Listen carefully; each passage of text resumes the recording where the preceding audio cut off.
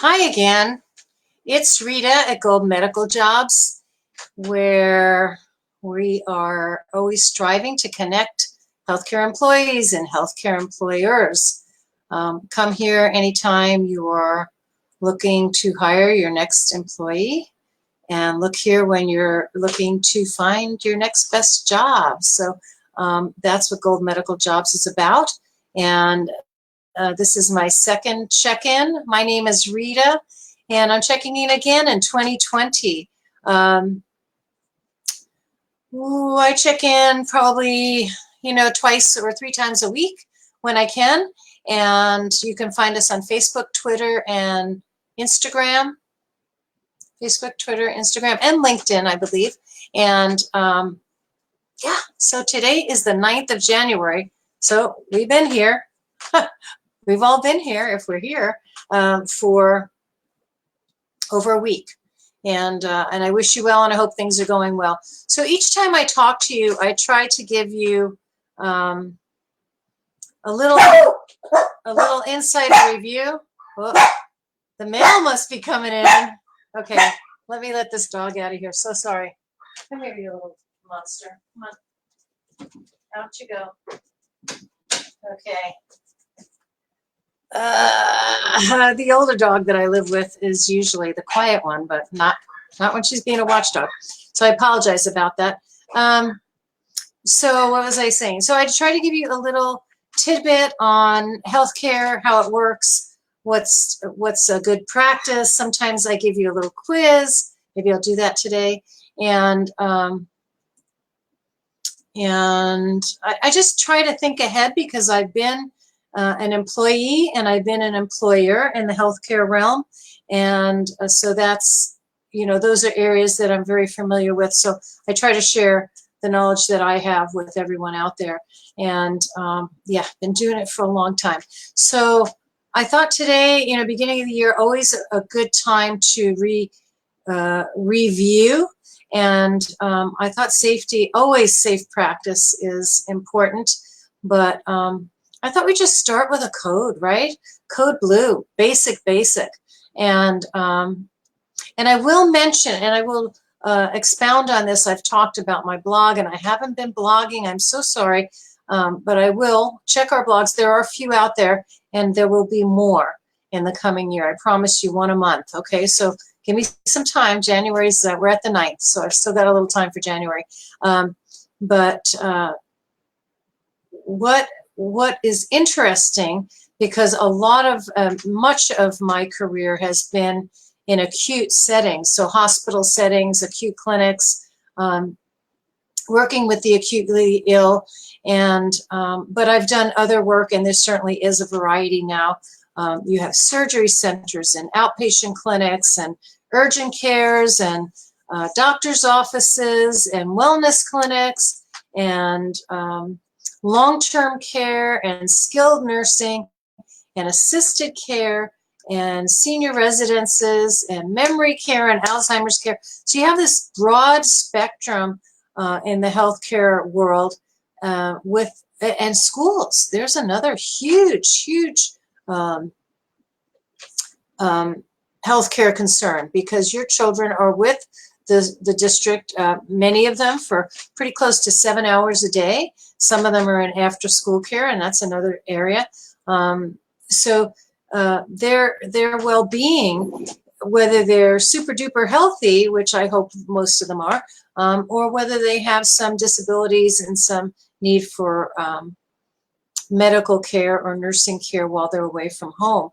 So all of these areas have practices that need to be honed and practiced, and they need guidelines and so forth. And in different states, the guidelines are going to be directed from different areas of government. For example, the state has a big say in what happens in skilled nursing and hospitals, and so has a big say in what happens in those places. And then there's other resources that are setting standards, like the Joint Commission is setting standards. And then there's then you break it down: state, county, city. What else was I thinking? Oh yeah, and then what does the layperson do when they feel they don't know? There was a fire drill, and everybody looked like they were banging into the walls, and patients were falling out of wheelchairs. I'm making this stuff up, but I mean it could happen. And so you're visiting your grandmother maybe at a nursing home, and there's a fire alarm goes off. You don't know if it's a practice alarm or true fire. And you just see people bumbling around, and you say, what's going on? And nobody answers you. And you're just really concerned. And you ask your grandma, who's hard of hearing, and she doesn't know what's going on. So what do you do in that case? Where do you go? And then there's something known as the ombudsman. That's a resource. That's a handy dandy resource that almost every facility should have, every healthcare facility. Let me look that up. Well, you know what? I'm going to just give you that. Ombudsman is spelled OMBUDSMAN, ombudsman. And it doesn't have to be a man. I actually know an ombudsman, and she's a woman. And she is, I don't want to guide you wrong. An ombudsman is a safety person and a resource person that one can go to when one has questions about the care that's being given or not given, and the safety of the facility and so forth. So it's a good first person to check with. And as I said, the state government usually has a lot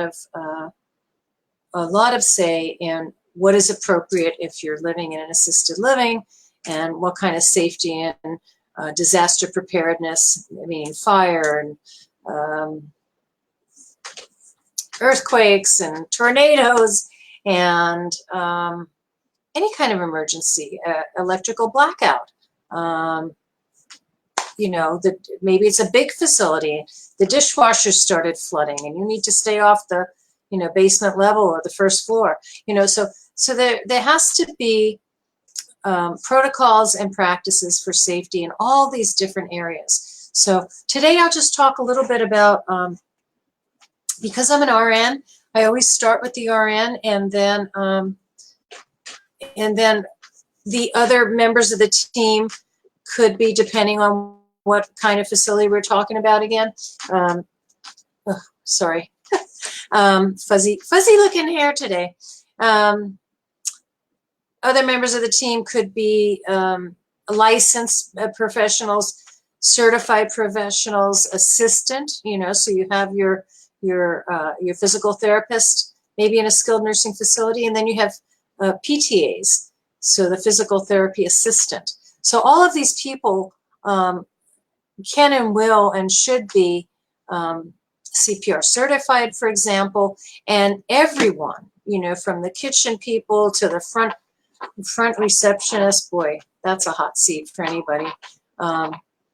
In a skilled nursing assisted living, you have a receptionist. In a hospital, you probably have somebody sitting at an information desk. In a doctor's office, there might be the office manager or the administrative manager, or just a front desk clerk. So you have all these different people, but everybody involved in the healthcare team, from the time a client or patient walks through the door, everybody in that team needs to behave as a team member. And so they should all have CPR. They should all go through drills and practice drills and fire drills and safe practice and disaster preparedness. They should understand the names of the codes. For example, oftentimes when someone's heart stops or their breathing stops, that's known as the code blue. If there's a fire or some kind of electrical sparks going on somewhere, that's usually known as a code red. If you have there's all these code names, and they will vary their colors. They're usually color coded. Orange could be a biohazard. Black could be, what is black usually? Black and gray could be something to do with bombs and those types of scares. So there's a pink oftentimes is babies, you know, so there's all these different, depending on where you work, safety protocol, safety regulations, and best practice procedures that have to be followed. So I thought I'd start with that. And I thought I'd start with just your basic code blue. And what is the RN role? So I'm gonna, let me turn this over here so I can see it a little better. I'm gonna talk to you about an RN's role. And some of these are essential RN roles, and some of them you don't have to be an RN. You know, you could be a surgical tech, or you could be a radiology tech. You could be anesthesia, you could be doctor, but a lot of these roles do fall on the RN first, okay, or the first responder, who's often an RN. You know, you're visiting a patient in their room, or you're transporting a patient maybe with some telemetry monitoring from point A to point B, you know, from maybe getting an x-ray back to their room, or having a procedure done, interventional radiology suites could be on a different floor than where the patient started, if they're an outpatient, or their room if they're an inpatient. So the RN is often a first responder, but not always. But let's assume the RN is the first responder. And what are some of the other roles when a code occurs? Okay, so RN is taking care of, let's say, Smith.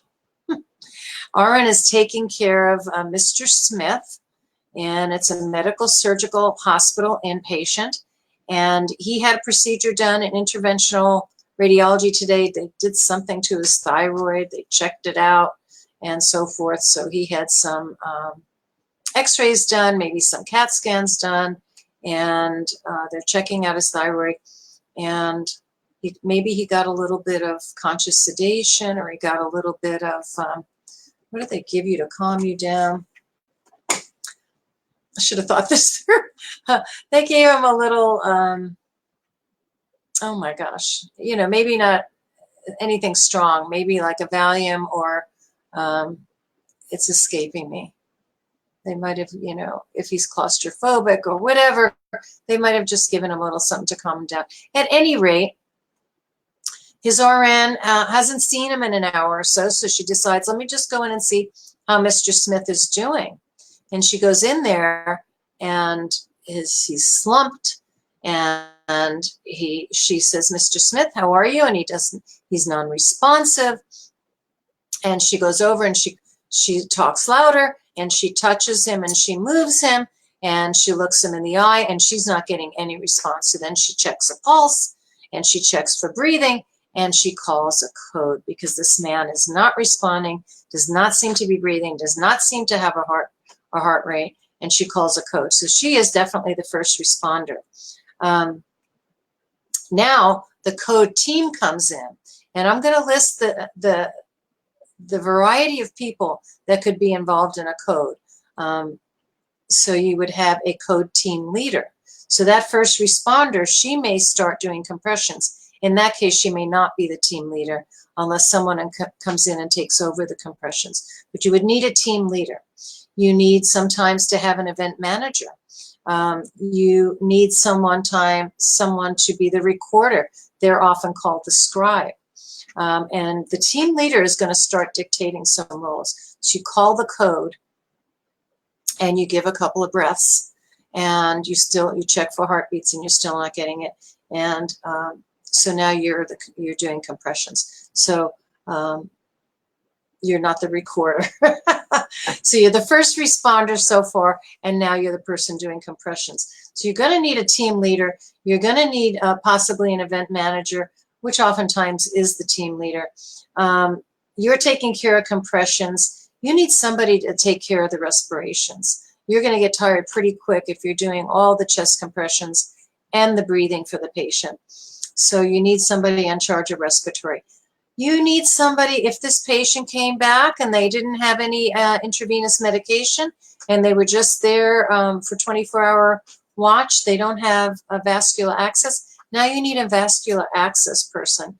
And that could be your medication RN or another RN that's working on the unit with you or that gets called in. So that may be 1 or 2 different RNs, but get some vascular access because this patient is not breathing or responding, and you're going to probably need some medicines and some fluids to run this code.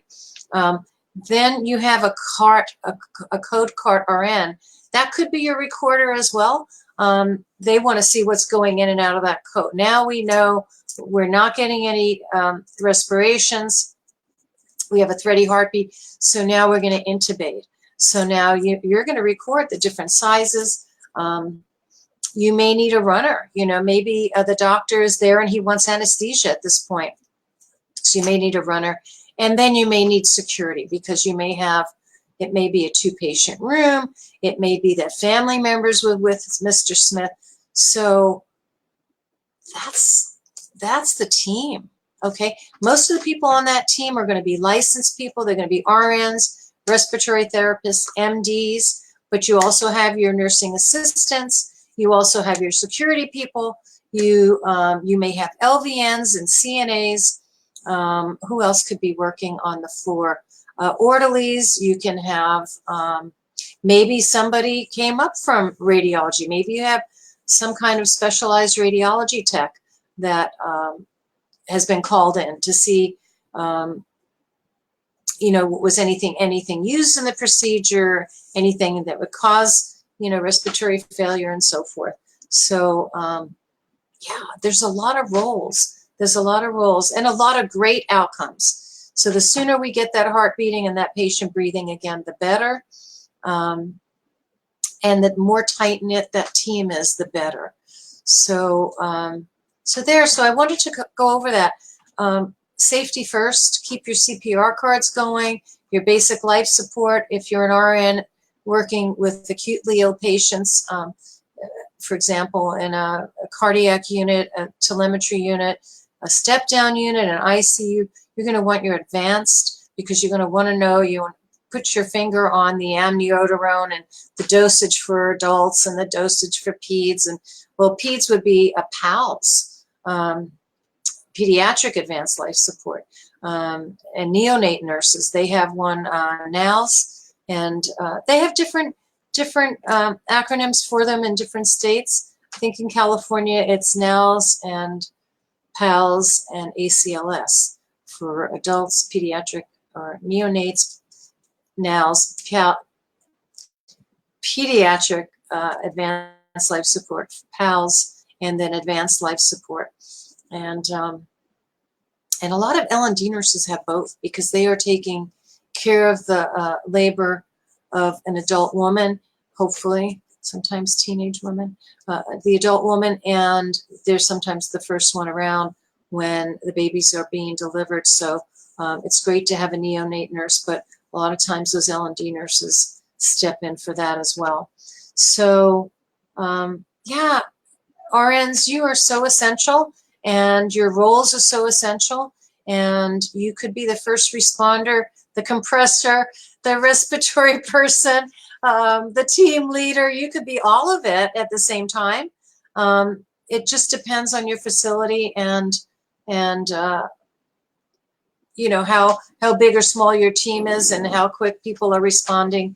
In acute hospitals, the response is usually fantastic and very, very rapid. And any given day, people are part of that team.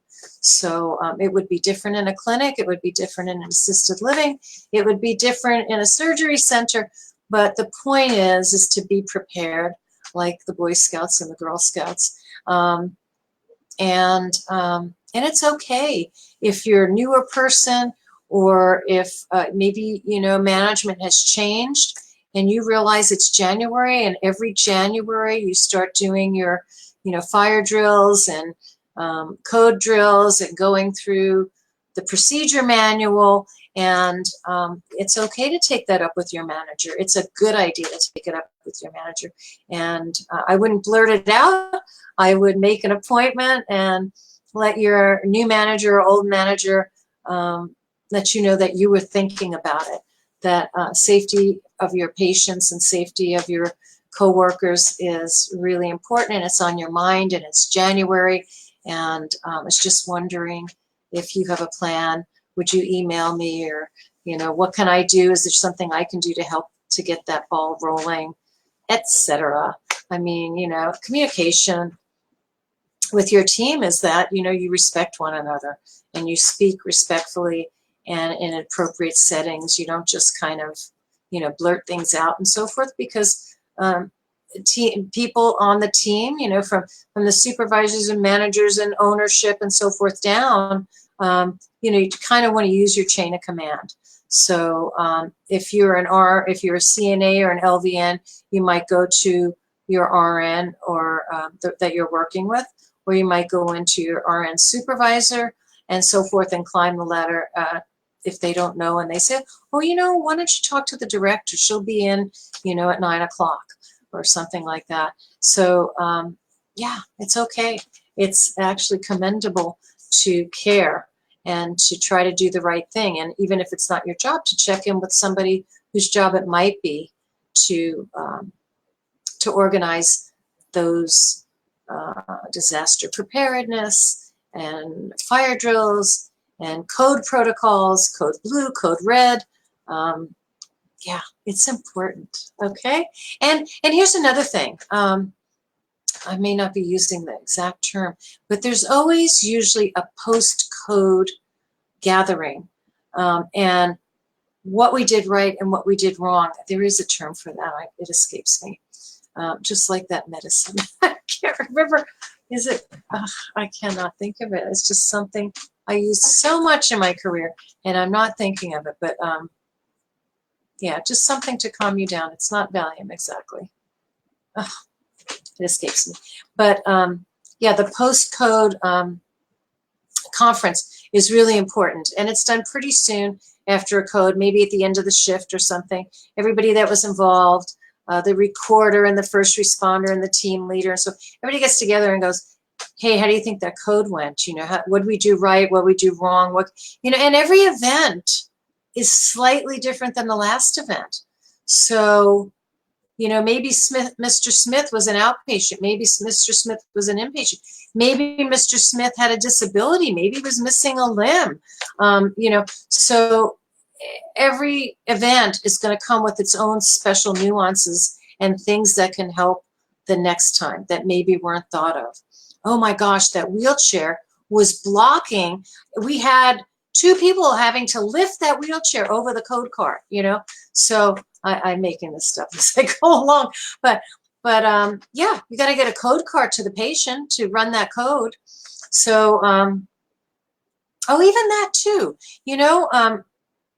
One of my duties, many years that I worked in interventional radiology, we had code carts throughout the facility, and some were not on nursing units. You know, they might be over in nuclear medicine. They might be over in, I don't know, the MRI room, you know, some special area. So part of my job when I was an interventional cardiac cath nurse, or my job, occasionally it would be my job. So I had a team of nurses, and we all took care of patients, and we all worked in interventional cardiac cath where I worked, were knitted together. And so that team of nurses and techs, we all had like little jobs, you know, in addition to our patient care and the things that we routinely did for our patients within the unit, we had other little jobs. And so somebody's job would be to go check crash carts. And depending on the size of your hospital, that might include 1 crash cart. Well, in ours, we had 1, 2, 3 suites right where we were. So there were 3 right there. One was in the x-ray area, one was in the cardiac cath area, and one was in the interventional suite. Well, maybe there were 4. And then one was in the cath lab. I mean, the CT scan room. I don't know. So there were those, and then there was one across the hospital in nuclear medicine, and then there was another one in another area where we had the MRIs being done. So every day, every single day, we were checking those carts. And those carts at the hospital that I worked were managed and updated by the pharmacy. And they were usually pretty efficient. But every now and then in my, cart check, when it was my turn to do so, I'd find a med that was outdated, or a bag of saline that was outdated, or, that was always bad, a lock that was broken, because those carts were locked. But on the cart, we had the AED machine, the defibrillator machine, we had oxygen, we had masks, we had, many things outside the machine, and then certainly all the precious cargo, the ET tubes and the meds and so forth were in locked areas. And we would test things without electricity to make sure that the batteries were working. So those were routine daily things that we did. And it was rare that there was anything amiss, but occasionally something was amiss. So, so we worked as a team, again, between the nurses, whose duty it was to check the cart, and the pharmacy, whose job it was to, and then central supply as well. If something, maybe you found an Ambu bag that actually looked dirty or rusty or God knows what, just didn't look right. So you're working with central supply that provides the sterilized equipment, and the pharmacy that provides the meds and so forth. So you work as a team, right? And you communicate as pleasantly and efficiently, and let them know what your concerns are, and do follow-up. Make sure things are taken care of. They say, oh yeah, we're going to pull that cart, and it'll be back in an hour. So in an hour, you go back and check and make sure everything is okay. Or we'll call you as soon as it's done, or something. So yeah, be safe. Keep your patients safe. And then you feel more assured when things are running smoothly and you've had your updates. Everybody does better. Everybody feels better. And then the next code, you feel more prepared and more ready to move and assume one of those roles. So I don't really have a test for you. Let's see. Yeah. Okay, so true or false? During a code, only a respiratory therapist can provide respiration to the patient via ambu bag or mouth to mouth. Only a respiratory therapist can provide respirations to a patient during a code. True or false? That's false. If a patient needs a breath and there's only an RN there, or there's only a CNA there, and they're trained to do CPR, which they are, and they, with basic life support, can provide respirations. Traditionally, it's going to be an RN or respiratory therapist. Sometimes doctors will do it. The team leader will guide people. If she sees that during a code somebody gets tired, he or she, team leader could be a he or she, any number, sex is notwithstanding during a code, but the team leader will guide people. Please call anesthesia, please call security, there's too many people in this room, whatever. The team leader will give out those guidelines. And if for example, the first responder RN is doing all the compressions and she seems to be tired, or he or she is doing all the respirations and he or she seems to be tired, the team leader may say, Joseph, CNA, Joseph, orderly, assume respirations, and then you do a switch out. And that's perfectly okay. People are trained to do this stuff. They do not have to be. Respiratory is not the only people that can do respirations, although they're very good at it. One of my dearest friends is a respiratory therapist, and boy, she saved neonates and adults for many, many, many years. She's a fantastic person. All right. Well, that's enough about that. Safety. I will get a blog out to you, and I will cover, some of the safety regulators in general. Okay, I can't pick one state in particular. I am in California. I used to be in New York. I know the regs pretty well for those states, but I will focus on generally some of the nuances. If you're in a memory care, if you're in a skilled nursing, if you're in an acute hospital, if you're in a surgery center, some of the safety resources for those different places and some of the safety regs for those places. I'll bring that up in my blog, and hopefully that'll be interesting to you. And have a great day. Always good to talk to you. And it's Rita from Gold Medical signing off. Okay, talk to you later. Thanks.